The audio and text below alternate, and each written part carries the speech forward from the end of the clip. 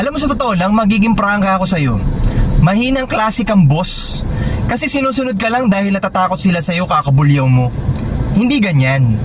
Alam mo, totoong magaling mag-manage ng tao kahit hindi ka nakatingin, kahit hindi ka nagsisisigaw, kahit hindi ka nagbububulyaw.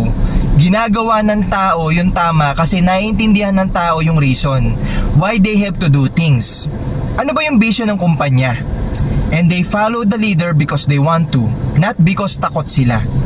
Ito, bibigyan kita ng tip. Gusto mo ng maayos at self-manage ang mga tao mo? Lead through inspiration. Teach your people. Provide trainings for growth. Kasi ang tao natuturuan, nai-align sa vision, nabigyan ng opportunity for personal growth, and dyan bumubukas na yung tinatawag natin na employees who are self-managed. They will manage themselves and there will be no need for supervision.